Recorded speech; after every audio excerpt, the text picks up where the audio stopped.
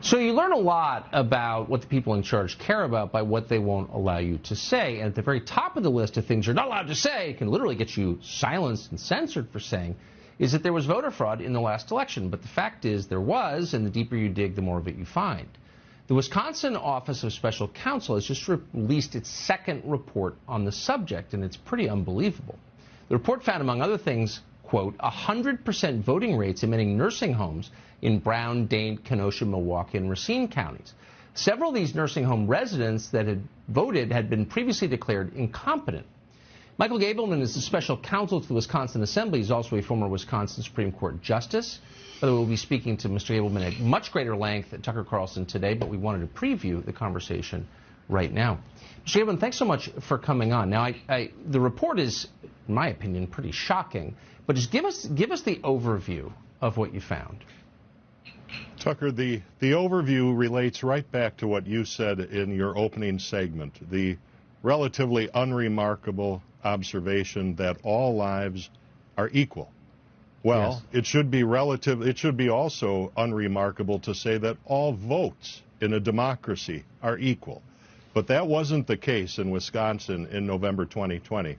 We had a wave of massive election bribery in which government officials in the 5 Zuckerberg-sponsored cities participated, as well as what you related when you introduced your audience to me, which is the government-sponsored elder abuse, all to wring out votes from people who, frankly, were victimized by the very people at the Wisconsin Elections Commission who are supposed to keep our voters safe. I'm a little confused. So Mark Zuckerberg is a tech billionaire. He's not a government official. He has no legal or constitutional right to control our elections. But it sounds like he had a great deal of control over the elections in Wisconsin. He had a great deal. He adopted a plan by a guy who became his employee named David Plouffe, who wrote the unsubtly titled book, A Citizen's Guide to Beating Donald Trump.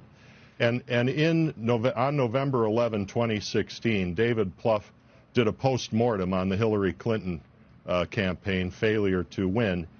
And he said the 2 big mistakes that the Hillary Clinton campaign made were failing to target cities like Milwaukee and failing to drive out the numbers of the African-American vote. And so Mark Zuckerberg has $330 million that he's going to spend to defeat Donald Trump. And he puts David Plouffe's lessons of the 2016 campaign into operation in Wisconsin. And now we are seeing a complete cover-up and obstruction by the very so-called public servants who ran this election, who should have been in charge, but who delegated it out to Mark Zuckerberg's agents and virtually employees. We had one guy, Michael Spitzer Rubenstein, a lawyer from Brooklyn, New York, who was running the election site on Election Day in the city of Green Bay, one of our 5 largest cities, also one of the 5 cities to receive Zuckerberg money, $8.8 million between the 5.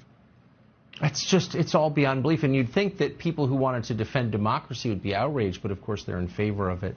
Michael, this report, and again, we haven't always highlighted voter fraud on this show, but this report proves it. It's horrifying, and really look forward to speaking to you at much greater length on Tucker Carlson today. So we'll see you soon. Thank you. Thank you.